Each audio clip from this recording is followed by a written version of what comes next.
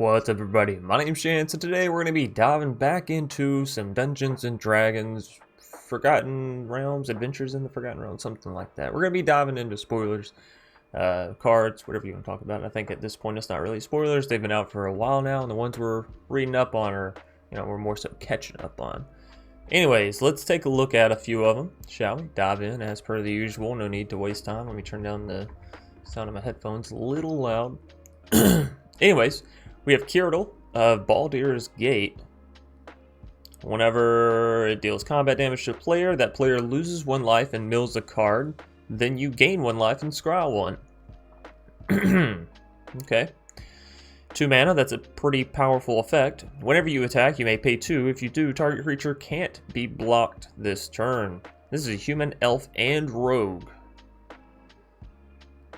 Well, I don't love it. I certainly do not love it, but it seems decent, for an uncommon if you're into that kind of stuff. And we have Oswald Fiddlebender. Interesting. Legendary creature, it's a gnome artificer, 2/2, 2 mana, not bad. You can pay 1 mana, tap it, sacrifice an artifact, search your library for an artifact card with mana value equal to 1 plus the sacrificed artifact's mana value. Put that card into the battlefield, then shuffle.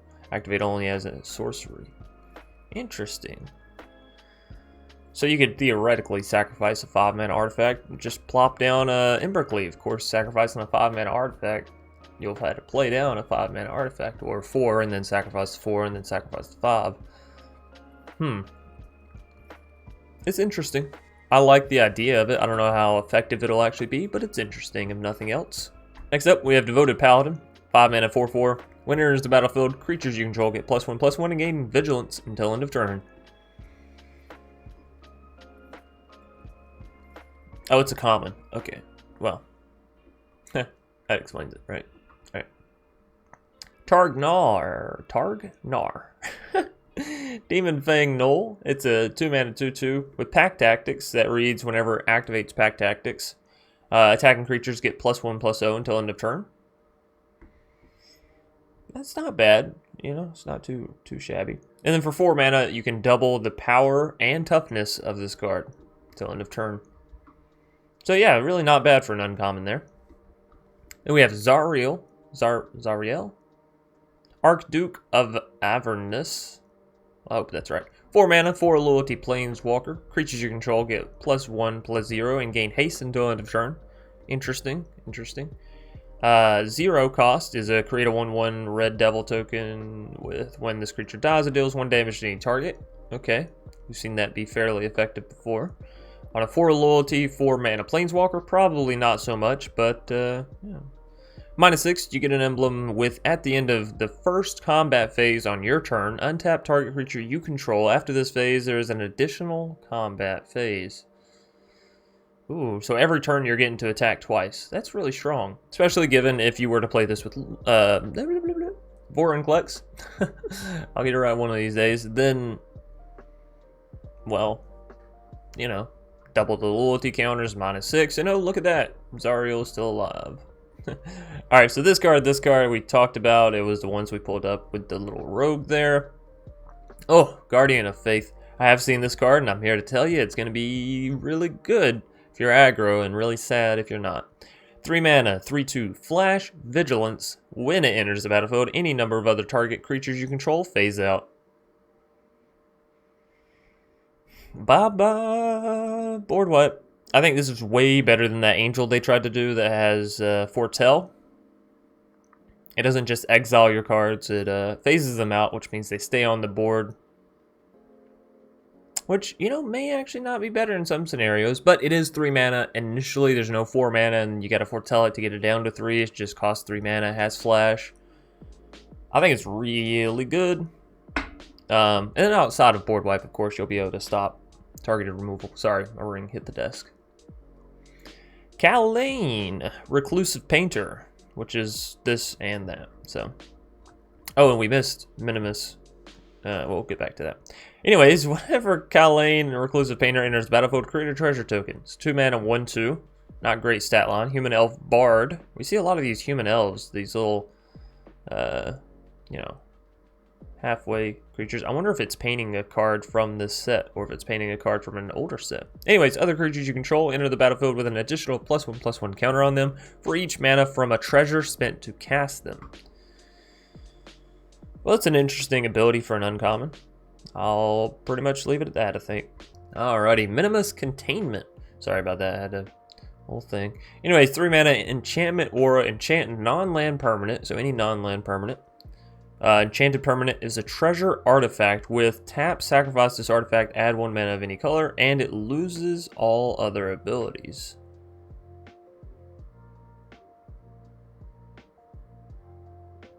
If it was a creature, it's no longer a creature. Okay, well that's interesting. So you kind of give the opponent 1 mana, but you take out their creature. Or planeswalker even, right? You know, for a common, that's not too terrible. Not too bad. Shocking Grasp, 2 mana instant speed. Target creature gets -0 or -2/-0 until end of turn. Draw a card. Red Dragon, hey, 6 mana 4/4. They're all 4/4s, aren't they? Flying Fire Breath. When it enters the battlefield, it deals 4 damage to each opponent.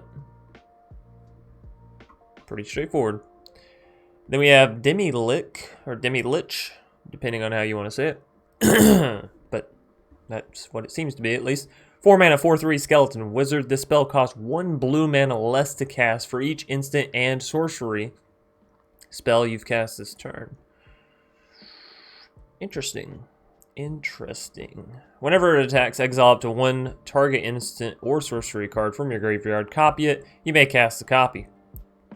Okay. You may cast Demi-Lich from your graveyard by exiling 4 instant and or sorcery cards from your graveyard in addition to paying its other cost. Well, that seems pretty strong, not gonna lie. Seems like a little decent blocker, if nothing else. And a great way to win if you can catch your opponent, you know, just having their pants down in a single game.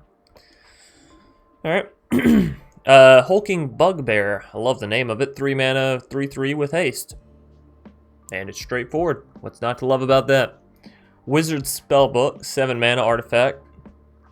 Ooh, another D20. So exile target instant or sorcery from a graveyard. Hey, you can exile your opponent's stuff. Roll a D20, activate only as a sorcery.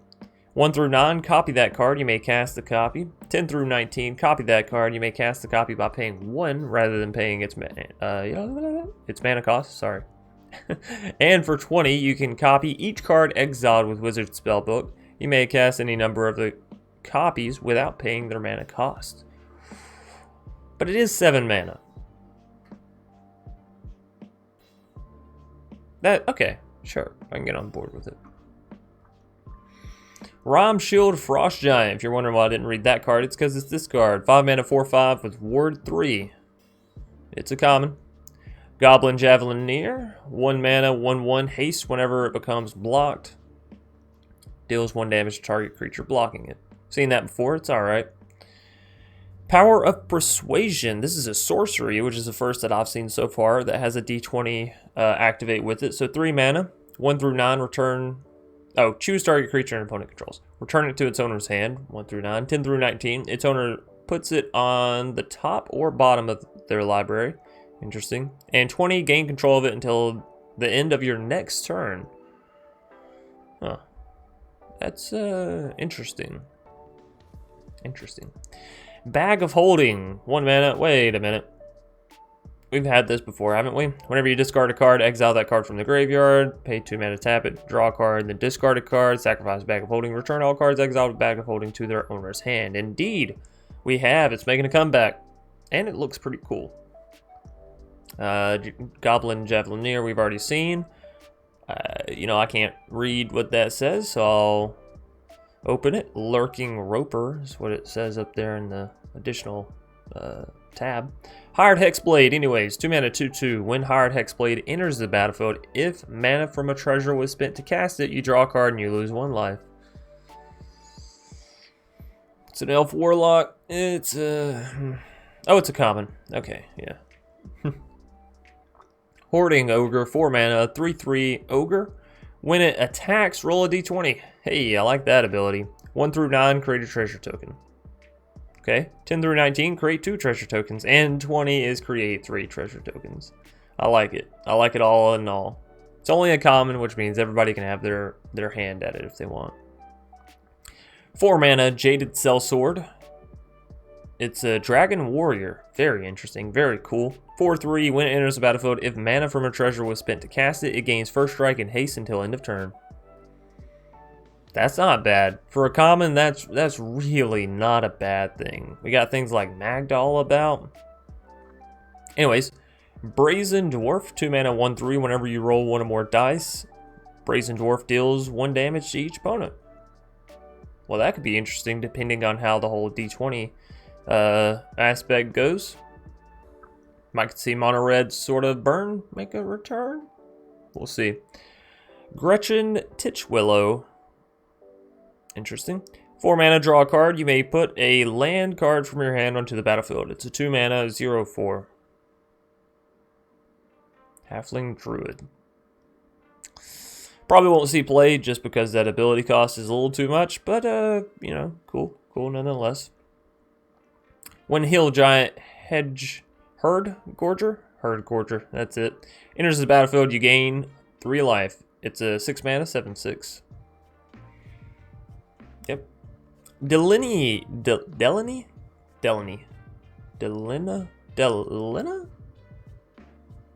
I don't know. The Wild Mage, 4 mana, 3/2. It's an elf shaman. Whenever it attacks, choose a target creature you control, then roll a d20. Target creature you control. Okay. 1 through 14, create a tapped and attacking token that's a copy of that creature, except it's not legendary and it has exile this creature at end of combat. It's pretty good. 4 mana, 3/2. Whenever it attacks, you can essentially create a copy. Okay. 15 through 20, create 1 of those tokens, roll again. Create 1 of the tokens from the 1 through 14. Should really say that. But, well, that's kind of cool. I like it. I don't know how effective it'll be, but again, doesn't matter because we're here to have fun. That's all we really care about in Magic. Feywild Trickster, 3 mana gnome warlock. Whenever you roll 1 or more dice, create a 1/1 blue fairy dragon creature token with flying. 3 mana, 2/2. I would say that this is going to be really annoying, but 1, it's a creature, so it's a little bit easier to deal with than something like, I can't think of it now. The red-blue enchantment that gives you a 1/1 every time you draw your second card. Improbable Alliance, right. So something like that, 1, it's a little cheaper. 2, it's an enchantment, so it's a little harder to remove. Right. And it's easier to proc, honestly. Swarming Goblins, 4 mana, 5 mana, sorry. I just read the first part. When it enters the battlefield, roll a d20. It's 5 mana, 4/3. 1 through 9, you're going to create an additional 1/1 red goblin creature token. 10 through 19, you're going to create 2 of those. And 20, you're going to create 3 of those. So 5 mana, you could create a 4/3 plus 3 1/1s. It's not that bad, honestly, for a common. Alright, Treasure Chest, 3 mana. Sacrifice Treasure Chest, roll a d20. Wait, we've already read this, haven't we? Trap, you lose 3 life, create 5 treasure tokens, gain 3 life, draw 3 cards. Yeah, we definitely read that. Critical Hit, oh, I like that. 2 mana, instant, target creature gains double strike until end of turn. When you roll a natural d20, a natural 20 is a roll that displays 20 on the die. Why is it called a natural 20? What kind of unnatural 20 is there? Anyways, when you roll a natural 20, return critical hit from your graveyard to your hand. Well, that's kind of interesting. I don't know how effective it'll be, honestly, but it's interesting. 4 mana, contact other plane, instant speed, roll a d20, draw 2 cards, 1 through 9, scry 2, then draw 2, scry 3, then draw 3. 4 mana, draw 2, feels bad. 4 mana, scry 2, draw 2. I mean, depending if you have one of those roll d20 proc sort of cards, then it might be alright. We'll see. Excuse me. Scion of Stygia? 3 mana, 2/1. Oh, that's not good. Does have flash, so that's a little bit better. When it enters the battlefield, choose target creature an opponent controls, then roll a d20. 1 through 9, tap that creature. 10 through 20, tap that creature. It doesn't untap during its controller's next untap step. A little too expensive, honestly. A little too expensive, and not really an effective tribal to go alongside it. Djinni Windseer, right? Seer, surely. 4 mana, 3/3 with flying. When it enters the battlefield, roll a d20. 1 through 9, scry 1. 10 through 19, scry 2. 20, scry 3. Okay, seems interesting. How much further do we have to go in this day? A long ways, actually. I might take a look at that Lurking Roper and all that kind of stuff a little early, because we also have this card that just popped out. But we'll see. We'll see. Pixie God, 2 mana, 1/3 flying. Grant an advantage. If you would roll 1 or more dice, instead roll that many dice plus 1 and ignore the lowest roll. It's a common. It's a common, and it has 3 life. Oh, man, that's kind of good. But it's also kind of scary because Frostbite's still around. And it still kicks my ass. But that is very interesting. I love the idea of giving people 2 d20 to roll and then taking the highest of the 2. That is, we're going to have some fun with that. Surely, right? Lightfoot Rogue. Because the cards that are affected, well, that says when you roll a natural d20, which does increase your chances, but where wasn't there a card that says when you roll blah blah, when you roll 1 or more dice? Okay, all right, they covered it. Lightfoot Rogue, 2 mana, 2/1 sneak attack. Whenever attacks, roll a d20. 1 through 9 gains death touch until end of turn. 10 through 19 it gets 1/0 and gains death touch, so it goes to a 3/1. And 20 it gets +3/+0 and gains first strike and death touch. Whoa, that's that's really good. So, bare minimum, it's a 2/1 with death touch. Maybe a 3/1 with death touch. It's not horrible. Oh, I'm sorry for whatever sound my mouth just made there. Try to edit that out. Anyways, Goblin Morningstar, 2 mana artifact equipment. Equipped creature gets +1/+0 and has trample. Equip cost of 2. When it enters the battlefield, roll a d20. 1 through 9, create a 1/1 red goblin creature token. 10 through 20, create a red goblin creature token, 1/1. Then attach this to it. 2 mana, you can definitely get a creature out of it, and you get the equipment. You could potentially get a 2/1 with trample out of it, though, plus have the equipment down. That's stuff that we need to see more often with equipments. That way, even if you lose the creature, you still have the equipment. And whenever you play the equipment, you're not just getting the equipment. You're getting some other added value, a blocker or whatever. Alright, the deck of many things. 5 mana legendary artifact. Oh, 2 mana tap it, roll a d20, and subtract the number of cards in your hand. If the result is 0 or less, discard your hand.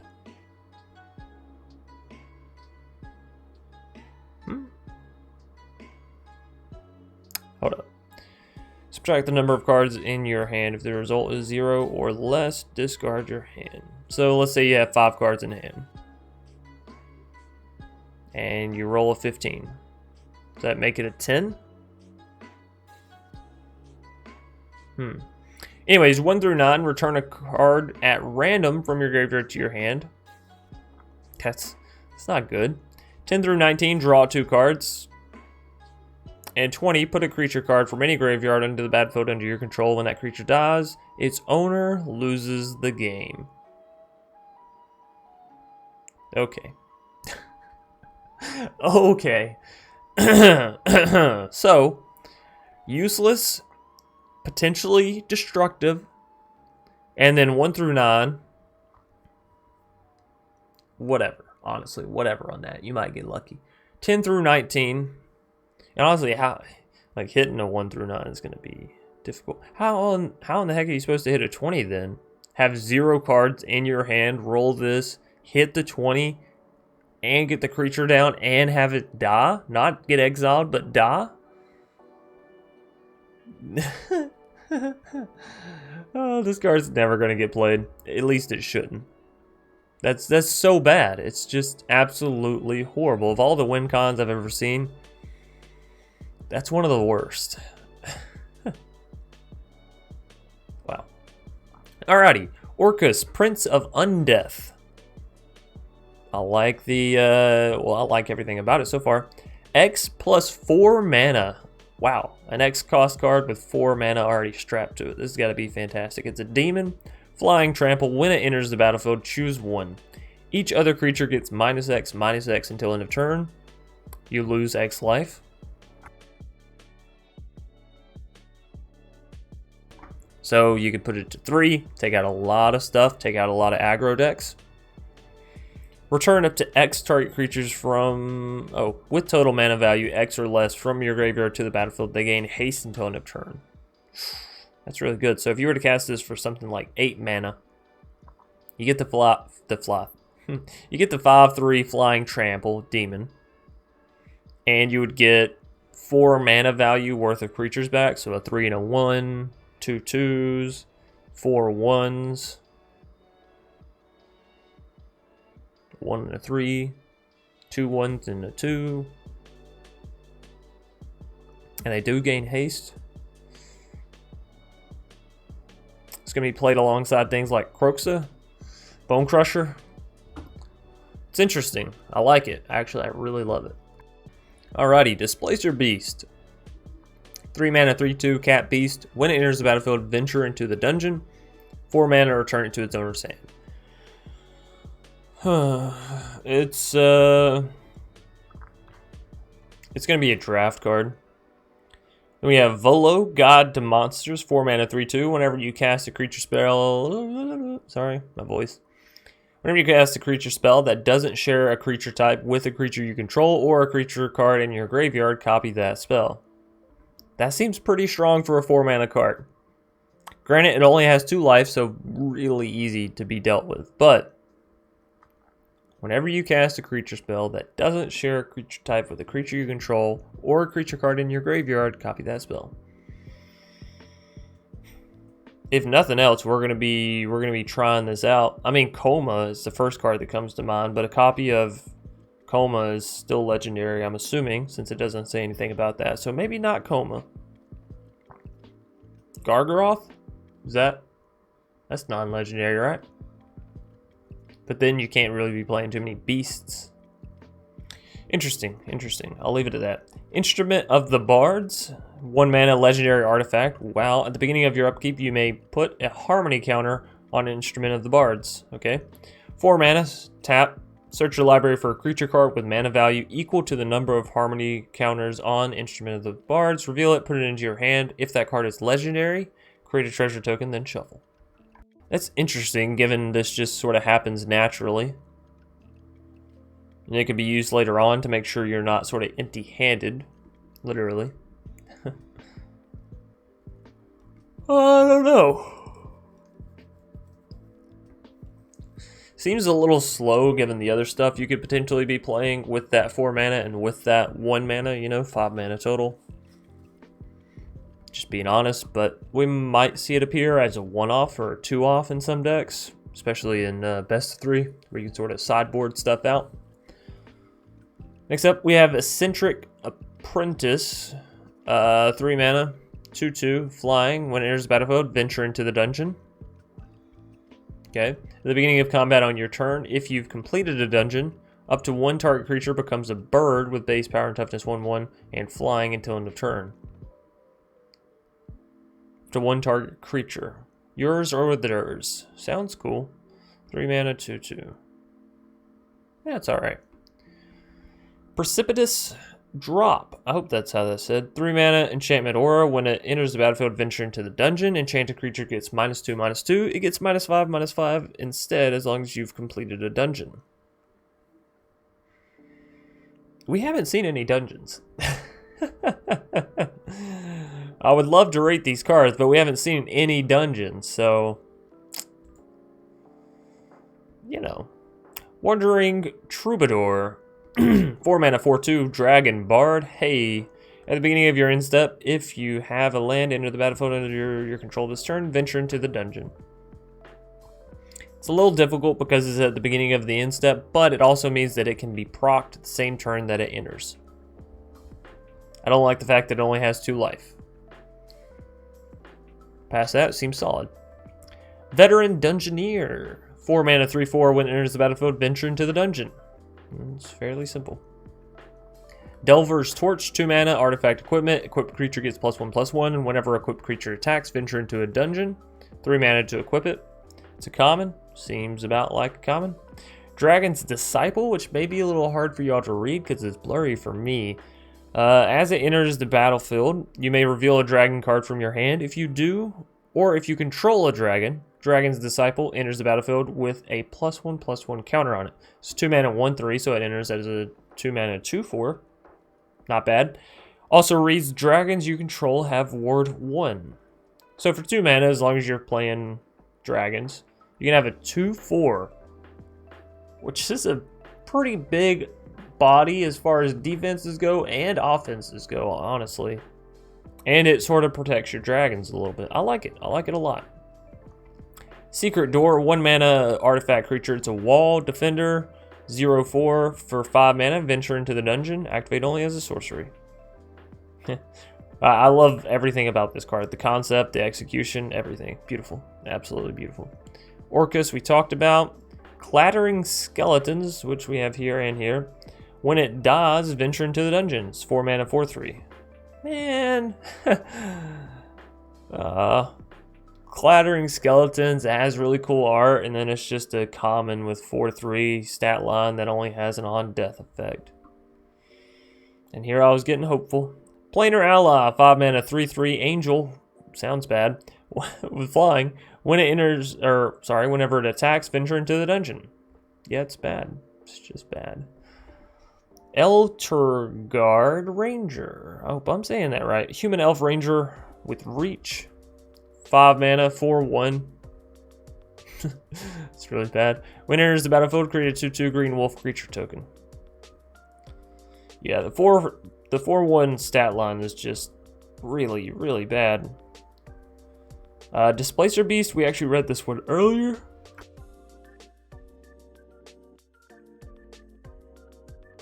We're going to go a little bit further just because I know I'll have to end up cutting out a little bit of this. Wow. Okay, so the amount of cards spooled on July 1st, we're not going to be able to get through all of them. We'll get through this next line, and then I'll go do, this line. Then I'll go do all these that I had to sort of pull up because there's like four of them up there already. Spiked Pit Trap, 1 mana artifact with flash. Hey, 5 mana, tap it, sacrifice Spiked Pit Trap, choose target creature, then roll a d20.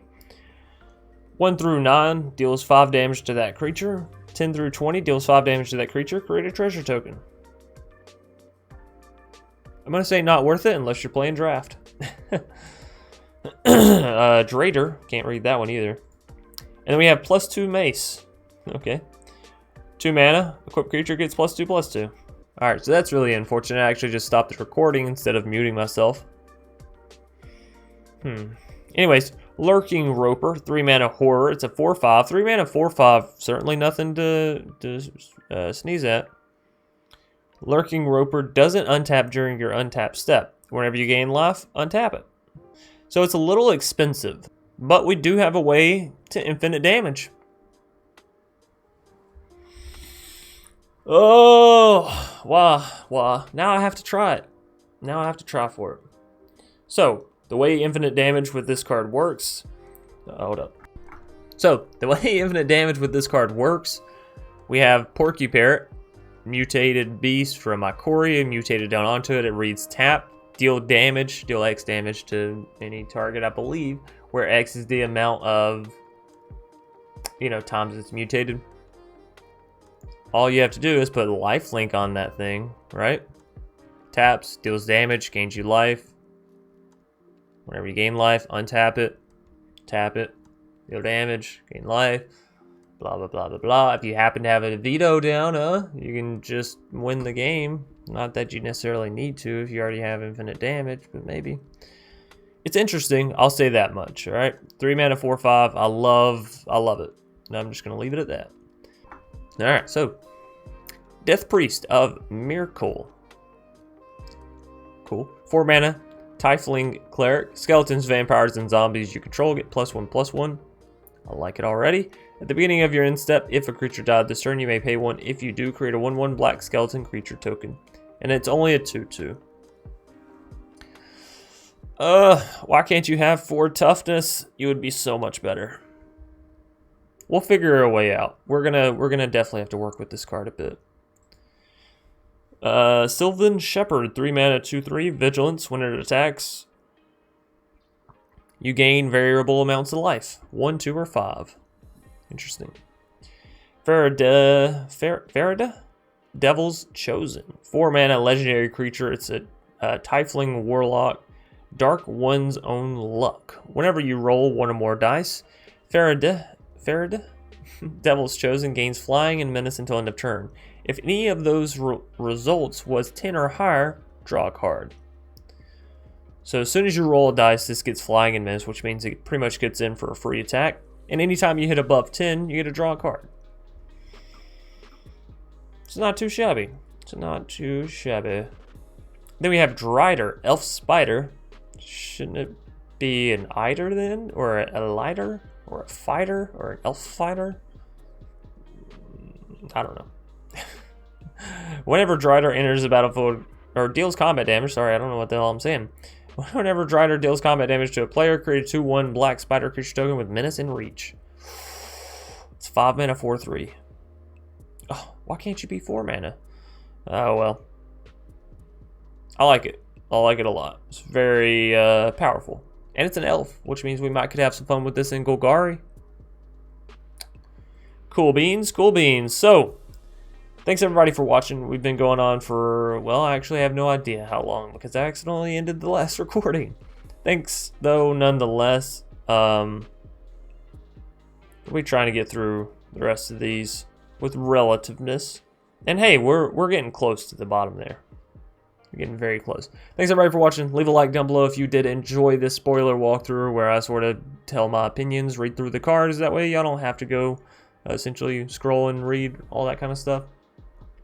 Comment on what your favorite card was from today's talked about cards. And of course, subscribe if you're new here and you want to see more awesome content from yours truly. Now, generally we do build decks on the channel and play them on MTG Arena, but as we're waiting for this next set to come out, you know, we'll take it easy. We'll read a little bit of spoilage. Hopefully y'all didn't see that. I spit a little bit on my boom thing, my pop filter. It's not a boom. It's not a boom arm. It's a pop filter. Anyways, thanks everybody for watching. I'm a goofball. I'm gonna get out of here. Hopefully y'all enjoyed, and you know, maybe you got some cool combos cooking up. If so, comment those below too. We want to have the best brews possible come day 1 for this set, right? So I can only do that with the help of all you lovely ladies and gentlemen. Thanks again, and I'll see y'all tomorrow or in the next video, whichever comes first, really.